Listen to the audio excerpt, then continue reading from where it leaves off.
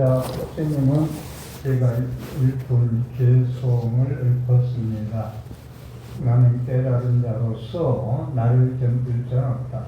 여러분들 안역따라 삼약 삼보리 무상정등 정각 개경계 무상심심 미묘법 하는 부처님 진리를 깨달은 게 부처님보다 천사이나 오대양대주 33,028전에 부처님 같은 사람은 없다는 겁니다. 부처님이 이렇게 자신 있게 당신의 깨달은 내용을 말씀하고 계십니다. 제가 오늘 이 개성을 소개한 이유가 우리 불자님들이 불교TV나 BBS에 많은 등진이나 교수들 법문과 강의를 듣고 그러는데, 저는 부처님이 삼보, 우리 절부 절일임의 삼보사입니다마는 여러분이 세 가지 보물이 뭐냐 했을 때 삼보가 최고의 보물이거든요. 그러니까 금강경에서 얘기하는 칠보보다 더 귀한 보배가 뭐냐 하니까 법이라고 있잖아요. 그런데 삼보는 법 말고도 부처님 법 가르침 승단을 청정승과 복제를 말씀하시는 거거든요. 그런데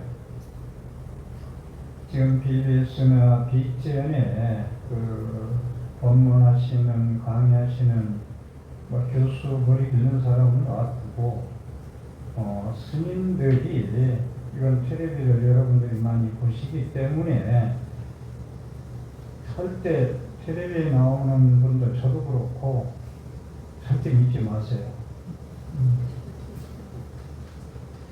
글쎄, 이 얘기를 또 어떻게 받아들일까 좀 걱정스러운데, 어제 법문하는 스님을 내가 한 방송을 들었는데, 부처님이 제자들에게 시달리다가, 그러니까 부처님이 제자들이 많이 있잖아요. 부처님 말을 안 들어. 안 들으니까 그분 표현을 제가 쓰는 거예요. 부처님이 제자들에게 시달리다가 모욕감에 마음이 얼마나 상했던지,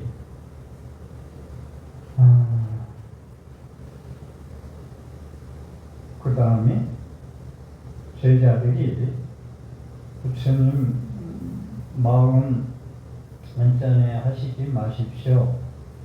부처님은 나서지 마세요. 우리끼리 해결할 것입니다. 이렇게 우리 제자들에게 시달리다가 모욕감이 얼마나 상했던지, 저도 스님이지만 불자들의, 여러분들 모범 불자가 다 100% 있을 수가 없잖아요. 그런 말을 안 듣고 부처님 법을 안 듣고 하는 분들한테 마음이 상하면 안 되거든요. 스님이기 때문에. 여러분들이 어떤 행동을 하고 말을 한다 해서 모욕감을 느껴서도 안 돼요. 시달려서도 안 되고, 스님은 용어로 스트레스를 받는다는 말도 써서도 안 되고, 바빠서 죽겠다고 말도 써도 안 됩니다. 그런데 부처님이, 그러니까 얘기를 왜 하느냐면, 당신들이 미디어를, 텔레비를 이용해가지고, 이건 뭐 아상인지 제 자랑하는 건지 모르겠어요. 거기 한국불교가 관화선이라는 게 있어가지고 무조건 깨달으면 부처하고 나하고 동격이야 그러잖아요. 깨달은 사람도 없지만 동격이래. 자, 이 얘기 길게 하다 보니까 좀 뭐 할 것 같은데, 다시 한번 제가 시달리다가 모욕감에 마음이 얼마나 상했던지, 그 다음에 부처님은 나서지 마세요. 우리끼리 해결할 거예요. 비슷한 얘기는 있어요. 부처님께서는 나의 제자들이 계율의 문제 가지고 말이 다르고 약간의 시비가 있는 건 그렇게 중요하지 않다. 그런데 내가 얘기한 진리, 가르침에 대해서 이의가 있으면 안 된다. 그런 말씀 하셨거든요. 그건 약간의 부처님 당시에도 부처님 말씀을 제자들마다 해석하는 차이가 약간 있었고, 그 다음에 아비달마 불교라고 부처님 가신 후에도 부처님 말씀을 제각기 해석하다 보니까 약간의 분파가 있긴 있었어요. 근데 자기가 부처님을 당시에 있었던 사람도 아니고 시달리다가 모욕감에 마음이 얼마나 상했던지, 그런데 이런 얘기들을 막 하거든요. 조금 이해가 나와서 한 말씀 드리면, 네 분의 얘기를 제가 좀 했는데, 한 분은 몇 번 얘기했지만 부처님 팔만대장경 말씀은 쓰레기니까 태워서 불태 없어버려야 된다라는 분이 있었고, 또 하나는 부처님이 조금 전에 읊은 우빠까라는 수행승을 만나거든요. 그랬을 때 우빠까가 여기 제가 읊은 걸 읊으니까 부처님이 그 유행승이 그냥 지나버려요.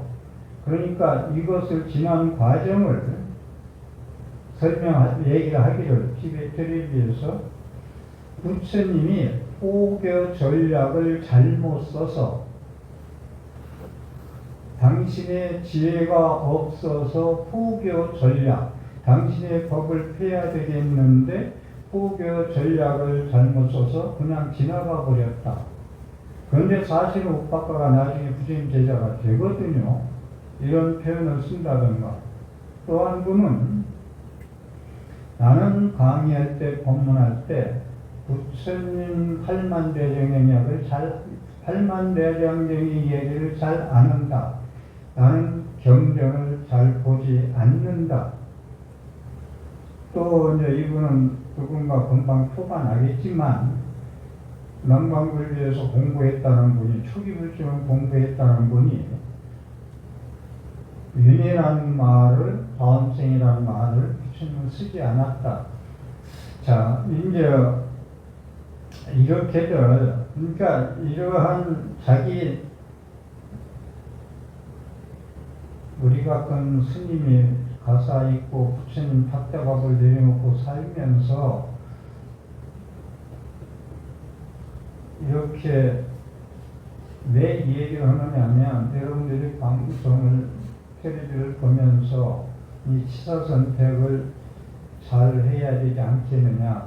부처님께서는 천안과 해안과 법안과 불안을 가지고 말씀하셨고, 여기 얘기하는 사람들은 의식, 육의식, 아니비서심의 의식을 가지고 얘기하고, 부처님은 오안의 반야의 세계에서 말씀했고, 이분들은 의식 세계에서 얘기하고 있거든요. 여러분들한테 제가 주문할 때 의식의, 아니비서심의 색설양미 적급의 의식의 마음으로 부처님한테 기도하면은 기도 성취가 없다라는 얘기를 계속 하잖아요.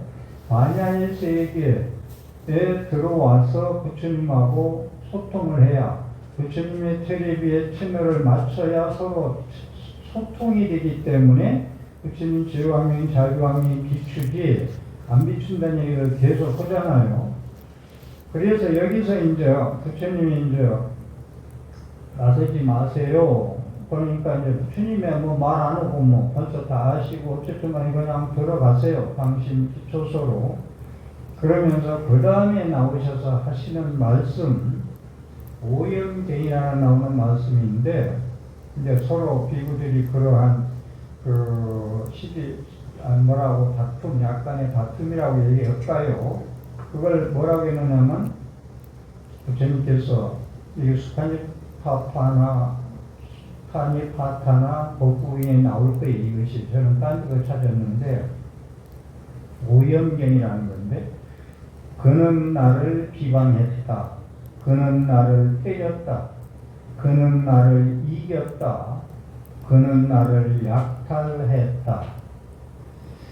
이렇게 그에게는 이와 같은 적의를 품는 자, 그들에게 원한이 그쳐지지 않네. 그러니까 여러분들이 법안들이나 뭐 직장에서나 여러 가지 집에서나 나를 비방했어, 때렸어, 이겼어, 약탈했어라는 적대감을 가지면 흠는 자는 그들에게 원한이 그쳐지지 않네. 이 세상에서 원한이 어디에서나 결코 그쳐지지 않느니라. 원한을 떠나야만 그쳐진다. 이것이야말로 영겁의 진리이다. 원한이라는 건 부처님 말씀은 내 마음에서 완전히 털어버려야 원한이 가시지, 너는 뭐 봐서 뭐 전에 지난 점으로 봐서 뭐 이런 거 저거 따져서 하면 원한은 항상 살아난다. 원한이라는 그 의욕을 완전히 지우려면은 완전히 떠나야만 그쳐진다. 이것이야말로 영겁의 진리이다. 이렇게 말씀을 하고 계십니다. 제가 오늘 이제 드리고 싶은 본문의 주제에 대해서 말씀드리겠습니다. 공덕과 복덕. 우리는 지금 무량금제 49일 기도를 지내는 건 제공덕이거든요. 무량금제, 천도제 하는 제. 그 제자는 목욕제례하고 부처님께 기도 드리는 제자라고 제가 말씀드렸죠. 이 공덕을, 제공덕을 지어요. 여러분들은 공덕 짓는 건 여러 가지죠. 세보시, 물질보시, 그 다음에 울력, 내 몸보시, 등등. 이런 게 많이 있는데, 공덕 짓는 방법이 공덕을 짓고 복덕을 짓는 것, 제가 공덕과 복덕은 같이 쓰이지만 이과에서 보면 약간의 나눔은 있어요. 그런데 공을 들이면은 결과로서 복이 온다. 그런 차이점이 있다는 얘기는 제가 해드렸어요. 공덕은 왜 공덕 이야기를 자꾸 할까? 공덕은 행복을 가져오는 것이다. 여러분 솔직하게 공덕은요, 손해보는 거예요. 공덕 짓는 것. 몸으로 10원 한 장 받지 않고 땀을 뻘뻘 흘리면서 남을 위해서 여러 가지 울력을 하는 거죠. 절로 얘기한다면. 뜨거운 여름에 41도, 42도에 뭐 어디 무료급식소 가서 땀을 뻘뻘 흘리면서 회비까지 내면서 이렇게 도움이, 그리고 울력하는 거, 이런 것들. 그래서 공덕은 여러분들이 이제 재물보시가 첫째죠. 그런데 이제 금강경에서는 재물보시는 현상이지만 법보시, 이게 최고의 보시다. 근데 여러분들이 법보시도 얼마나 하는지는 매우 미흡해요. 어떤 면에서는 재물보시는 잘 한다고 볼 수도 있는데, 법보시는 여러분들이 법을 하기야 법을 알아야 법보시야.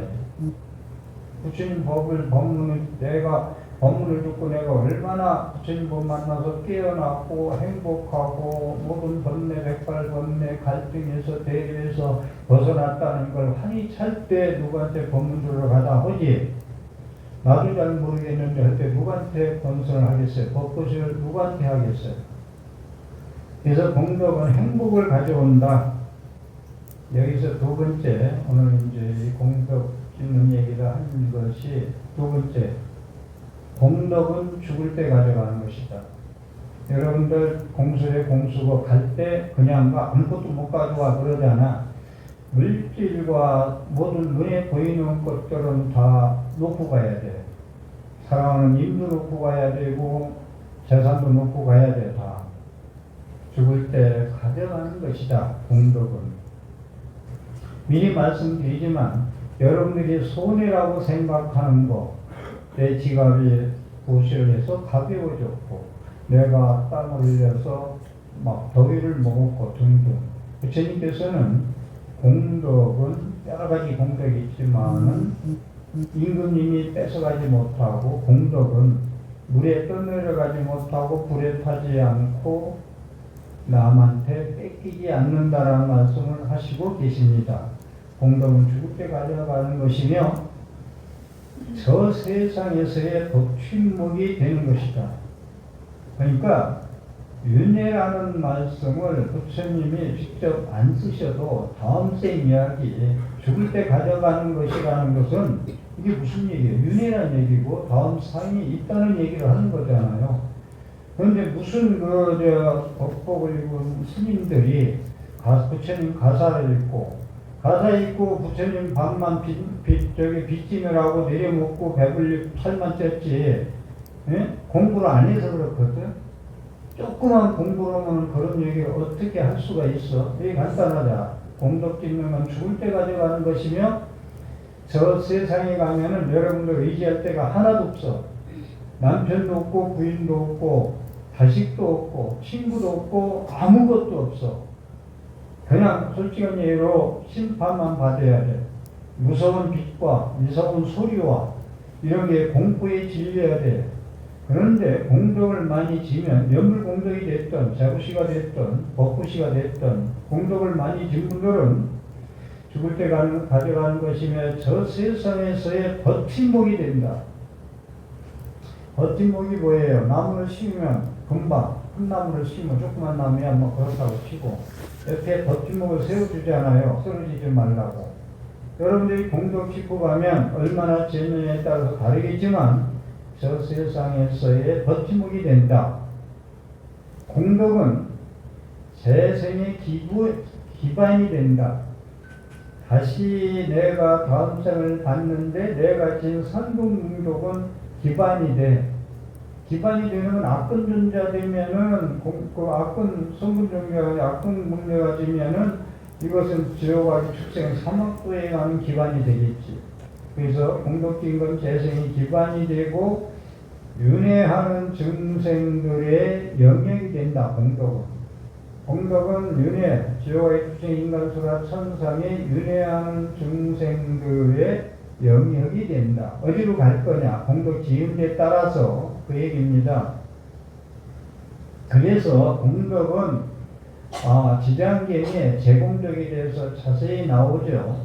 우리가 백두무랑군지 천도제에 대해서 지장경에는 여러분들이 제를 올리면 여러분들 지내주는 가족에 대해서 산자한테 7분의 1이 공덕이 돌아가고 7분의 1이 영가한테 돌아간다는 건 여러분들이 지장경을 좋아하시기 때문에 다 알고 계실 거예요.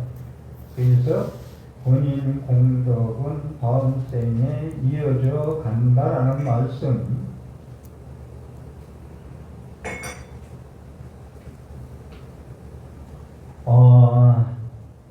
죽은 후에 가져갈 수 있는 것. 지금 이제 공덕이 여러 가지가 있는데 지금 사후세계에 대해서 죽을 때 가져가고 저세상에 도취목이 된다는 말씀을 해드렸잖아요. 그러면 백중제이기 때문에 제가 오늘 넷째째를 맞이해서 이거 관제일날 제가 어제 그전과 오신 분들한테 언급을 했던 건데 이거 다시 한번 오늘 많은 분들이 이 법문을 못 들었기 때문에 좀 짚고 넘어가면서 마지막 공덕 부처님 말씀을 소개해 드리겠습니다.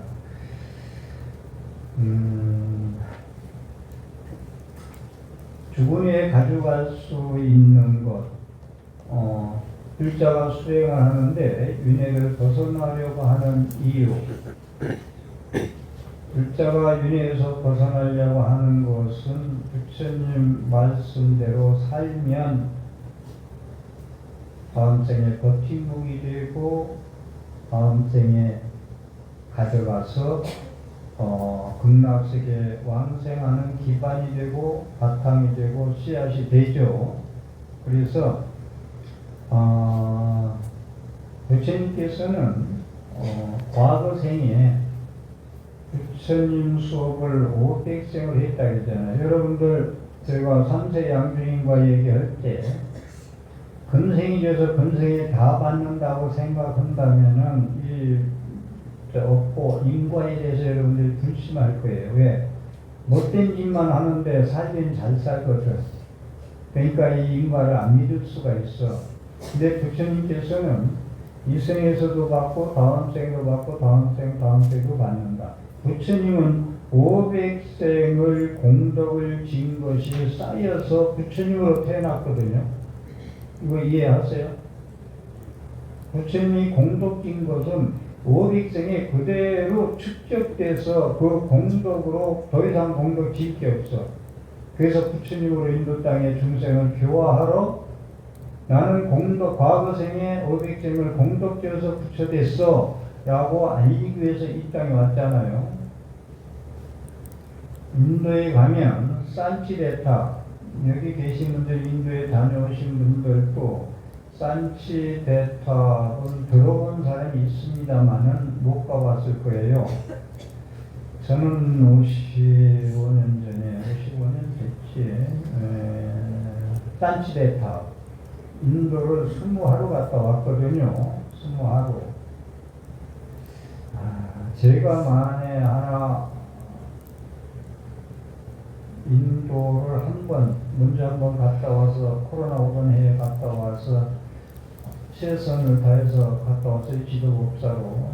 기텐에 같이 우리 신도들하고 기텐 갔다 왔는데, 이게 마지막이다 하고 최선을 다하고 기도하고 왔거든요. 근데 요즘은 또 슬슬 여러분들 아기 안 난다고도 아기 낳잖아요. 앞으로 절대 안 날 거야 하고. 그래, 그렇지? 여자도 아닌데 남자가 어떻게 잘 알까? 안 난다고 또 낳는다 하대, 말을. 그런데 안 간다고 안 간다고 했는데, 만에 하나 내년에도 올해는 지금 추기하기는 늦었고 인도를 간다면 저는 마음을 내면은 여지껏 살아오면서 한다고는 꼭 해요. 그래서 내 곁에 계속 나를 지켜봤던 사람이 스님은 한다고 하면 시기 문제지 꼭 한다는 거죠. 그런데 진짜 해봤어요. 하나도 빼놓지 않고 한다는 거. 올해 한다는 거 내년에 하고 그런 차이는 있겠습니다만. 그래서 내년에 이렇게 갔으면 하는 마음이 있으면 거의 90%는 마음을 먹고 하는 건데, 그러니까 누가 그러래. 체력이 받쳐주겠습니까? 그러래. 야, 공정도 몇 년 됐나? 오래 안 됐다 그렇게. 공정도 갔다 왔는데 인도를 못 가냐? 그런 말씀을 드렸는데, 가면은 인도를 간다면 산치데타를 꼭 넣고 싶다. 그런데 이게 부처님 성지가 몰려 있는데 네팔 부처님 탄성하신 것만 조금 떨어졌고 한 200km, 400km 안에 많이 성지가 되어 있는데 산치데타는 비행기 타고 가는데 많이 멀어요. 이거 하나 보러 가는데 저는 인도 갔다 와서 제일 인상 깊은 건 산치데탑이거든요. 왜 산치데탑이냐면 동서남북 문이 있고 부처님의 전생에 부처님 부처님 낼 수 있는 수행을 한 것을 전부 양각으로 조각해 놓은 것이에요. 자, 여러분들 본생담, 전생담, 자타카라고 그러죠. 이 얘기를 하면은 여러분들 그냥 자타카, 엊그제 자타카가 뭐냐니까 아무도 대답 안 하대. 이거 했다고 그러는데 못 들었다고 하더만. 자타카가 뭐예요?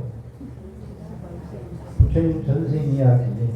그게 이제 본생담이라고 하고, 본본본자, 날생자, 전생담이라고 하면 제일 낫겠다. 부처님이 전생, 과거, 부처님 도닦은 수행 이야기, 전생담. 이것이 산치데탑에 새겨져 있고, 또 아잔타석불. 여기도 잘 안 갈 거예요. 여기 산치데탑하고 아잔타석불에 부처님이 자타카라는 데는 책에는 547가지 스토리가 이야기가 적혀 있어요. 부처님이 과거에 보살행을 한 공덕행, 이것이 547가지가 속해 있다. 그래서 이 본생이, 그러니까 전생이 있다 없다, 다음생이 있다 없다 이런 얘기를 하면은 일반인들은 할 수 있어요. 어떤 얘기든지. 그런데 가사이고 그런 소리는 안 된다는 얘기를 제가 계속 하는 거죠. 난 그러면 네가 그만큼 공부 안 했다고 무식하다는 그런 걸 드러내는 거야. 무식의 발로야. 이런 얘기도 하고 그러는데, 그래서 이 두 군데에 41은 아니죠. 547 어떻게 다 조각하겠어요. 중요한 부분만 새겨져 있는데, 오늘 그 얘기를 조금 다시 엊그제 한번 소개는 간단히 했습니다만은 짚고는 올라온 말씀을 드립니다. 부처님이 과거 7불에 연등불이 계셨잖아요. 연등불 당시에 수행할 때 수메다야 이름이, 수메다라는 이름을 가지고 수행하는데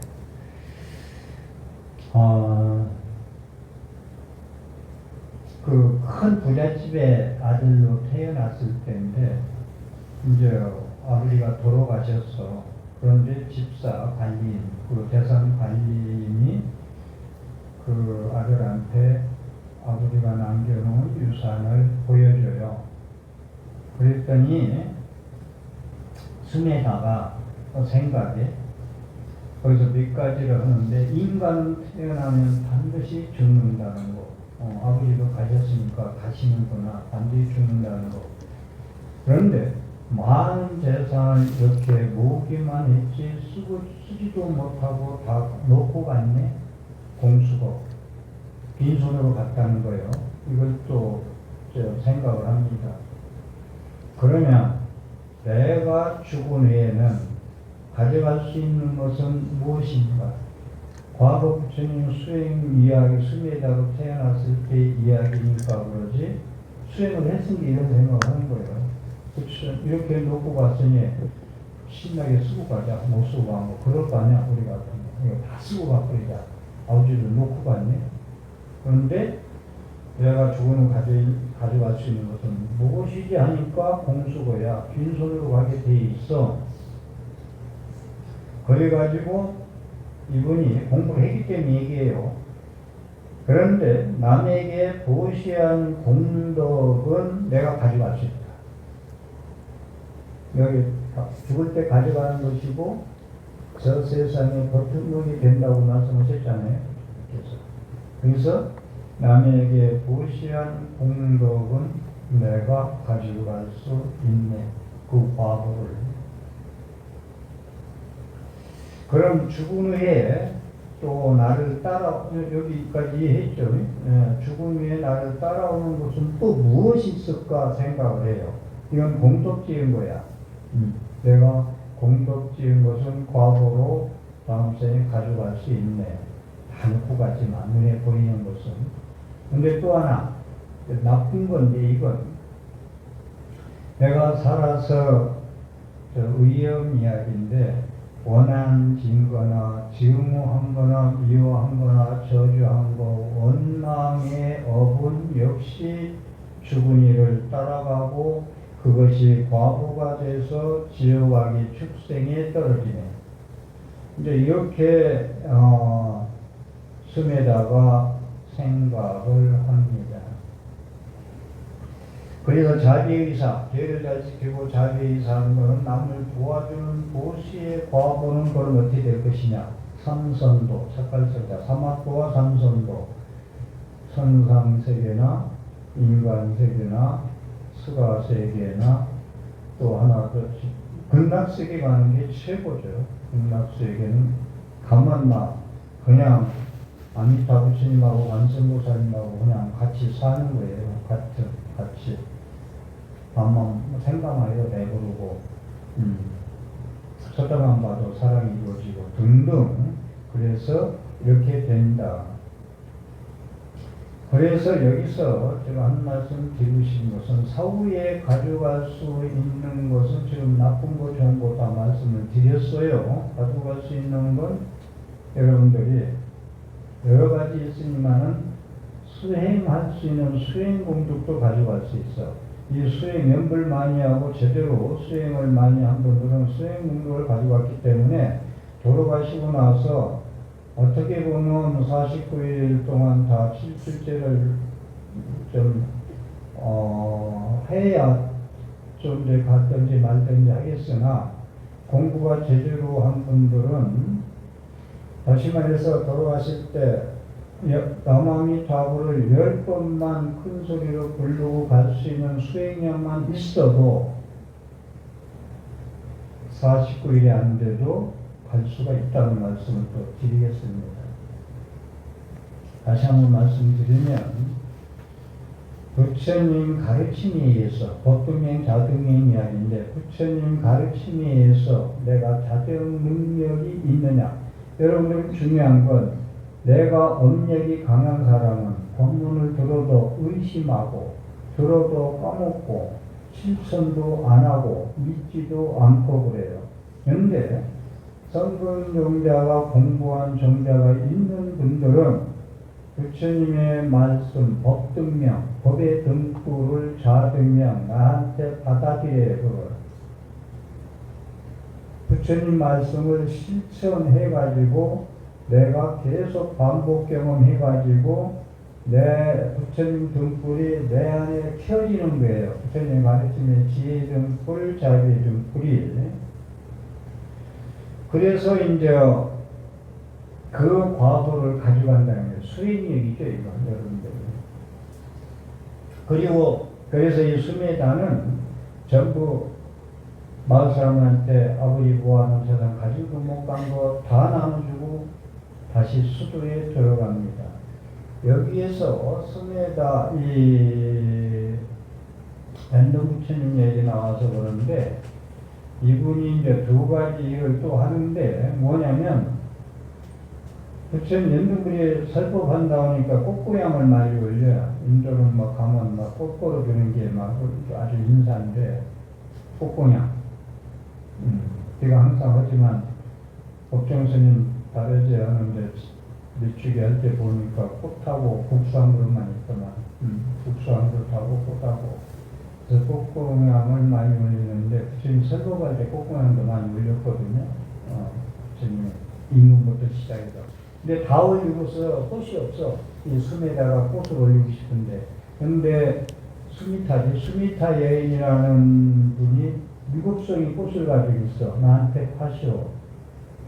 당신 뭐 재산 다 줘도 안 팔아. 나하고 결혼하면 팔지.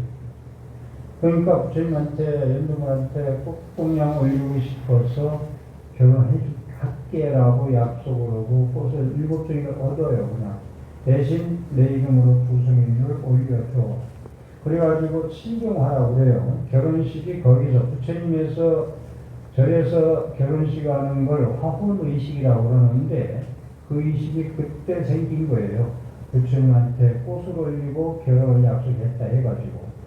2송이는 화혼의식 할 때 저는 처음에 여자분이 2송이 올리고 신부가 신랑이 5송이 올리고 했는데 뒤에는 2송이 올리려니까 좀 그래 차별하는 것도 같고 그리고 똑같이 숫자 얘기 안 하고 두 개를 만들어서 부처님한테 올리고 화원의식을 했습니다. 그래서 꽃구양 올린 이야기하고 또 하나는 제가 자주 말씀드렸지만 부처님 설보러 가시는데 길에 진흙탕에 수련을 하고 엉망이라 거기를 맨발로 다니신 부처님께서 거기에 빠질 것 같아서 다리가 꺾이잖아요. 머리가 길어서 머리까지 진흙탕에 던지잖아.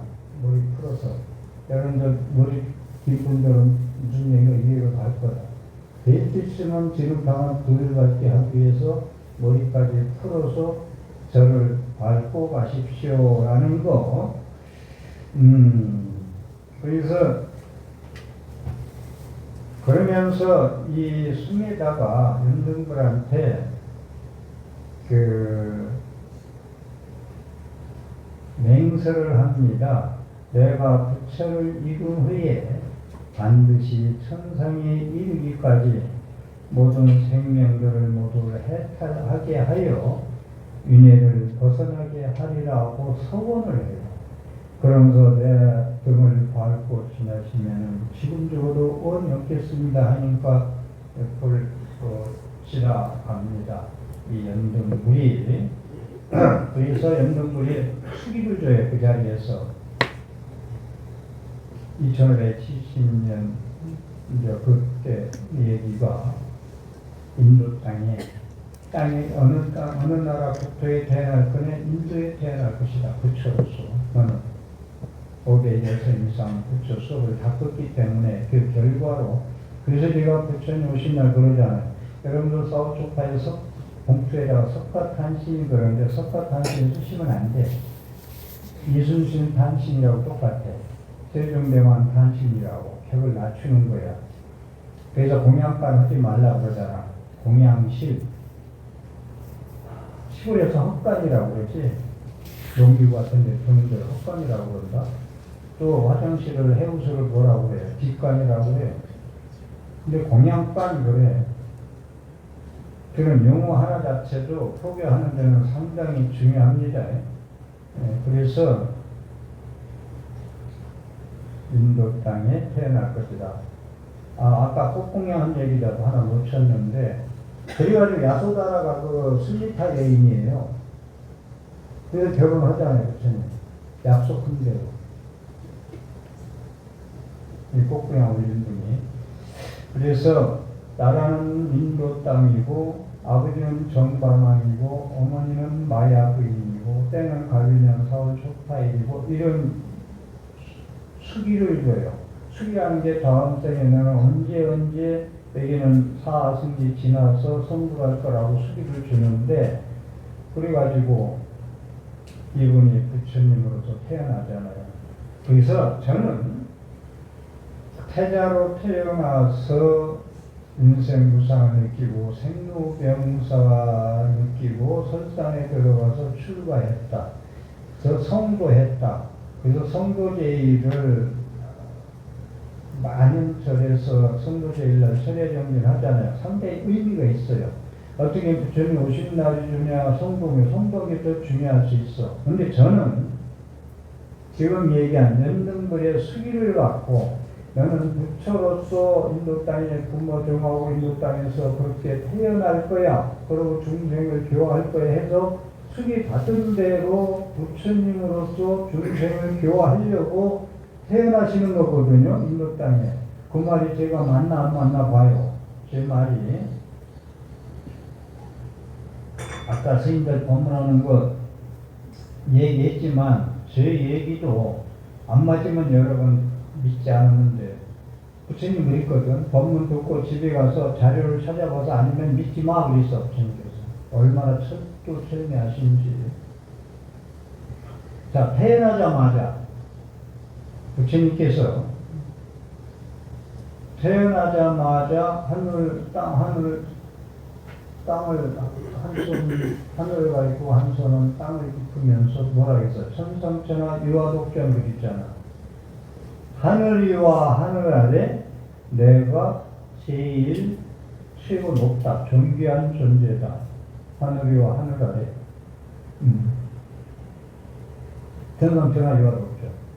부처님으로 안 오시고 그냥 태자로 태어났고 범부 중생으로 태어났다면 그런 이야기를 어떻게 할 수 있겠어요? 근데 천상천하 유화독견 그 설명하려면 또 기름게 놔두고 천상천하 유화독견할 때 나라는 것은 여러분들은 보통 스님들이 90%가 3인칭 밑인칭이 됐던 간에 고유명사가 아니고 그냥 저는 여기 뭐예요? 천상천하 유화독견일 때 이 나라는 건 무엇이냐? 이것도 한번 중요할 때 내가 하고 45분 법문할 때 내가 하려고 그러는데 천상천하 유화독견은 부처님을 얘기한 거야. 하늘 위에 하늘 아래 내가 제일 존귀하고 높아. 아까 처음에 읊은 것처럼 부처님이 자신있게 말씀하신 것처럼 생명 있는 모든 존재 가운데 해탈을 성취하신 부처님이 가장 존귀한 존재야. 전상체가 유아독존의 이 얘기입니다. 나홀로 묻다는 거. 완전한 자유와 궁극의 행복을 얻으신 부다는 인간과 천신들에게서 가르침을 주어서 행복을 얻게 하노라.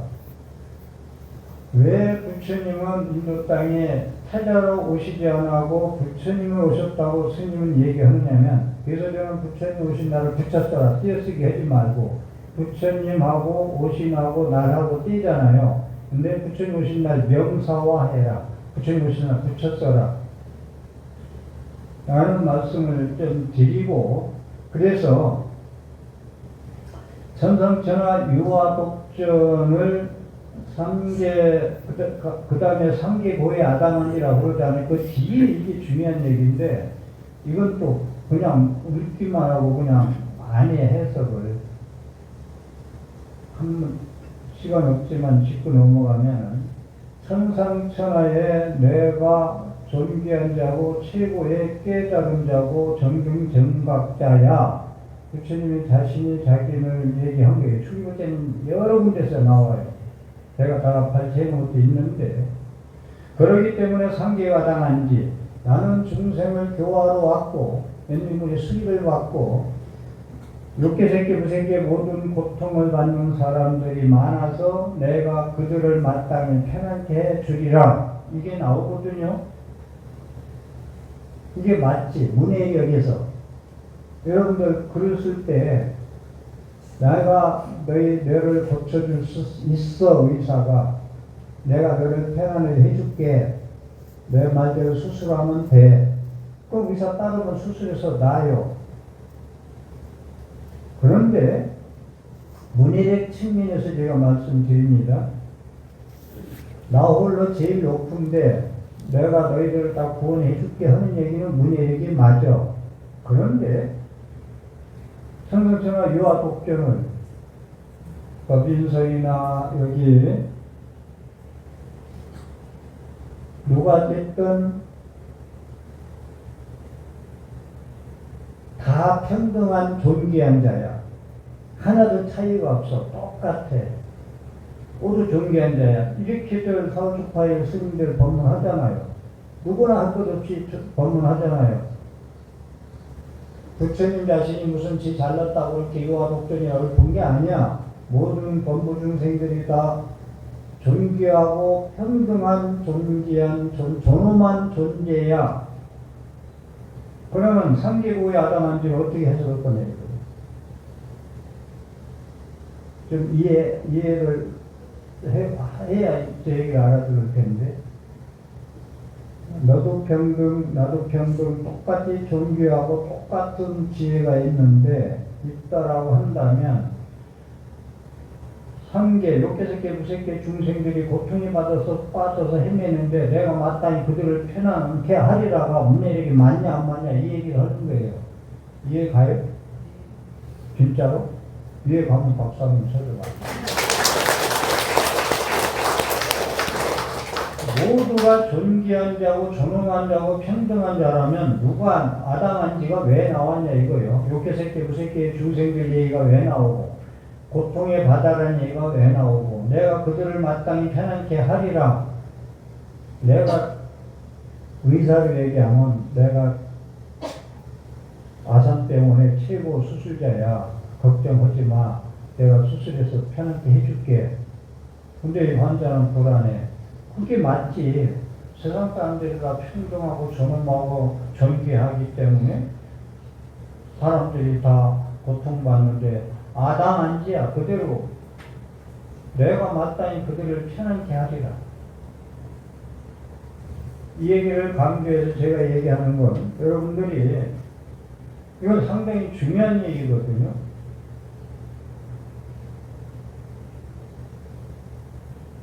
그렇기 때문에 제가 자신있게 이거에 대해서 누가라도 저한테, 저는 불교신문이나 전화나 저한테 이익을 거는 분이 나타났으면 좋겠어.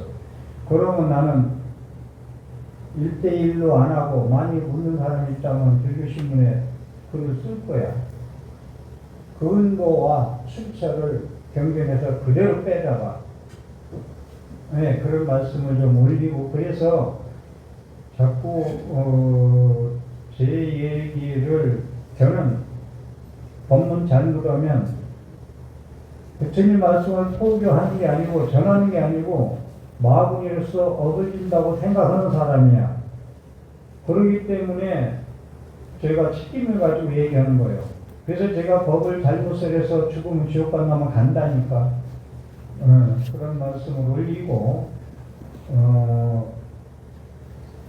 그 공덕이 다음 생으로 이어지고 버팀목이 된다고 했기 때문에 부처님 경전에 나오는 말씀 한 시간 조금 남았는데 요거 상당히 제가 중요하게 여기는 건데 한 번 정도는 들어본 게 있을 수도 있어요, 여러분들. 두 바람경이 나오는데 내가 살아생전 유익한 일을 못했어. 맨날 독가스만 품고 다녔지. 우유를 만들어 젖을 짜서 많은 사람이 나눠 먹고 생명을 살린 게 아니라 유익을 만들지 못했고 선을 만들지 못했고 두려움으로부터의 피난처를 만들지 못한 채 120년을 살아왔는데 그들이 바람 외도가 한 거예요. 제가 다 줄여서 얘기했기 때문에 중간에 끊어서 부처님께 묻기를 나는 어떻게 해야 됩니까? 유익한 일도 못했고 착한 일도 못했고 두려움으로부터 내 피난할 것도 만들지 못했는데 이제 어떻게 되느냐. 그러니까 부처님께서 사는 동안 공덕을 지은 것이 죽은 자에게 행복이 되느니라. 여러분들이 말하고 생각하고 행동하는 것은 선근 정자든 악근 종자든 반드시 과와 보가 따른다. 과보가 따른다는 말씀을 드리고 피부들이여 공덕을 두려워하지 말라. 공덕은 복덕을 지칭하는 말이다. 공덕 이꼬로 공덕 짓는 거 뭐든지 공덕은 너의 행복을 보장하는 지칭하는 말이니라. 나는 부처님께서 나는 오랫동안 공덕을 짓는 동안에 오랫동안 원하고 좋아하고 마음에 드는 보를 경험한 것을 기억한다. 부처님께서는 오랫동안 공덕을 많이 지었잖아요. 고백생 동안 짓는 동안 원하고 공덕을 지면서 원이 있잖아요. 내가 여기서 공덕을 지어야 된다라는 거. 보시도요. 부처님 그랬어요. 여러분한테 보시할 때 건강의 내용은 좀 다르지만 보시할 때 내가 이렇게 보시하면은 내가 몇 배로 나한테 돌아올 거야 하고 자신 있게 환희심으로 보시라는 거예요. 이런 얘기를 자세히 앞으로 하겠습니다만은 그래서 오랫동안 내가 공덕을 짓는 동안에 원하고 좋아하고 마음에 드는 보를 경험한 것을 기억한다 이거예요. 좋은 일을 했더니 좋은 일이 오더라는 걸 기억해요. 행복을 추구하는 자들은 공덕이 유익한 보를 보아야 한다. 행복을 추구하는 자들은 공덕이 유익한 보가 온다고 봐야 된다. 공덕을 짓는 행위는 눈앞에 봐서는 손실로 인식해서 두려워할 수 있지만 공덕을 짓는 행위는 제가 얘기했듯이 몸으로 때우든 땀을 내서 땀을 내든 지갑이 공덕을 짓는다면은 물질을 그냥 지갑으로 얘기했어요. 돈 하나로 표현했어요. 얇아지면서 내가 쓸 게 없어져. 당장 후에 쓸 일이 있는데도. 그래서 공덕을 짓는 행위는 눈앞에 손실이지. 인식해서 두려워할 수 있지만 공덕의 보를 보게 되면 공덕의 과보를 여러분들이 부처님 말씀에서 알게 된다면 이렇게 법문도 여러분 알았잖아. 공덕이 이 생에서도 행복하고 다음 생에도 버팀이 되고 가져갈 수 있고 이어진다는 거. 공덕의 보를 보게 되면 행복을 가져오는 행위인 줄 알게 되므로 두려워하지 않게 된다. 내가 울력을 하든지 힘이 없는데 무병이 나면 어떻게 하나, 지갑에 있는 걸 내 쓸 돈을 빼주면은 나는 못 쓰지 하고 두려워할 수 있는데, 공덕의 보를 아는 사람들은 행복을 가져오는 행위인 줄 알게 되므로 두려워하지 않는다. 빠져나가도. 공덕통장에 의해서 입금한다고 그러잖아요. 공덕통장. 여러분들은요, 여러분 백에 지갑하고 휴대폰만 가지고 다니지 말고 공덕통장 하나씩 꼭 넣고 다니셔야 돼. 진짜로.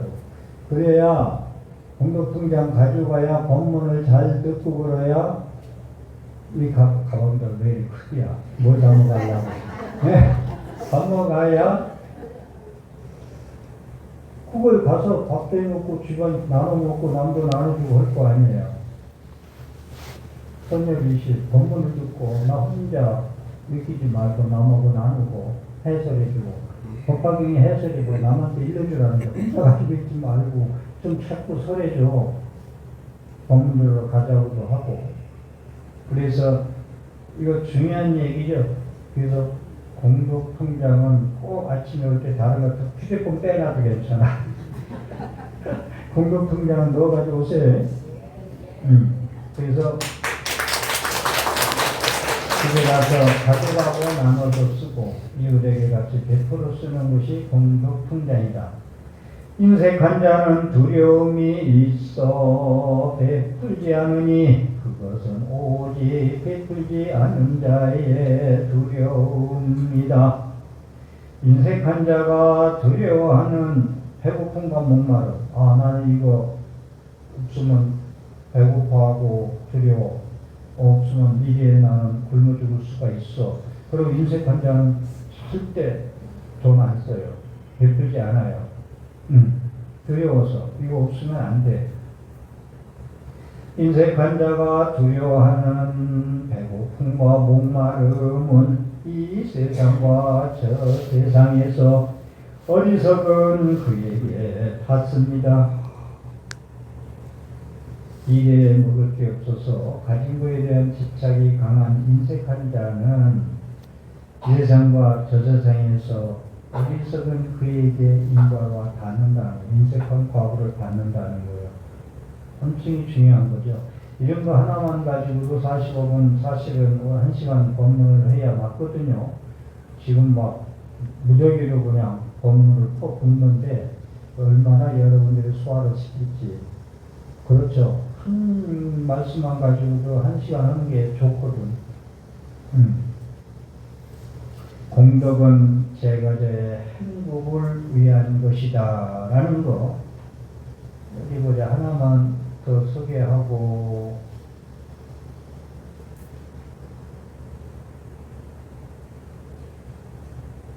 조금 빨리 가고 다음 시간에 계속 앞으로 공동 이야기는 BTN에서 할 거고 조금씩 더 부연 설명할 거예요. 한평생 살다가 죽을 때 가져가는 것이 공덕 또는 제약 때문인데, 한평생 살다가 죽을 때 가져가는 것은 공덕과 제약 두 가지요. 이것들은 그림자처럼 떠나지 않고 다음 생에 따라오네. 그림자는 죽어도 따라온대. 공덕 짓는 거와 제약 짓는 것은 그림자처럼 떠나지 않고 다음 생에 따라간다. 이어진다. 재생 연결된다. 상속된다. 이 세상에서 인간은 공덕과 제약의 두 가지의 행을 하니 참으로 그것이 그에게 자신의 것이고, 공덕을 짓던 제약을 짓던 그에게 자신의 것이고, 자신의 것이라는 건 여러분들이 어떤 행동을 해도 괜찮지만 그거에 대한 과보가 없는 건 내가 책임을 질 각오를 가지고 하라는 거예요. 쓴맛을 볼 각오를 가졌으면은 자신의 것이기 때문에 하라는 거예요. 공덕과 두 가지를 참으로 그것이 그에게는 자신의 것이고 그것을 가지고 간다. 자신의 것인데 죽을 때는 놓고 가면 좋은데 가져가야 돼. 남한테 줄 수도 없어. 마치 떠나지 않는 그림자처럼 그것이 따라온다. 공덕은 저 세상에서 존재들을 위한 버팀목이 된다. 오늘 우란 문제 사제의 저승에 대한 공덕 짓는 거 얘기가 되죠. 네.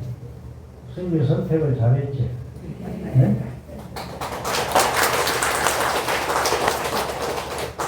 제약은 저 세상까지 따라와서 바람처럼 내 삶을 흔든다. 이런 것도 저는 이런 걸 볼 때 막 기뻐서 그냥 환희 용약해요. 하루 종일 기뻐. 제약은 저 세상까지 따라와서 바람처럼 내 삶을 흔들지만 공덕은 저 세상에서도 나의 삶을 흔들지 않게 하는 든든한 버팀목이 되어주느니라. 인색과 반일 때문에 이 인색하고 게으르기 때문에 복질나면 부지런해야 돼요. 복질나면 움직여야 돼. 말을 해야 되고 손을 움직여야 되고 발걸음 움직여야 복을져. 울력을 하든 뭘 하든 갖다 주든 뭐 하든. 네? 인색하고 게으름 때문에 보시를 하지 않아. 공덕을 바라는 자 아는 자는 조건 없이 베풀어야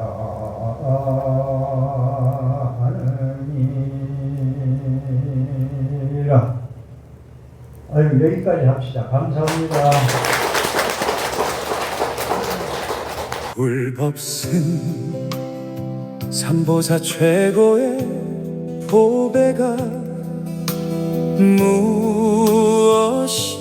무엇인가요? 내 세계 운명은 내가 바꿀 수 있죠. 그 무엇도 나를 바꿀 수 없죠. 이 마음이 내 것이 아니다. 고통도 즐거움도 바로 보고 알아차리면 부처님이 말씀해 주신 그것은 바로 생사일대사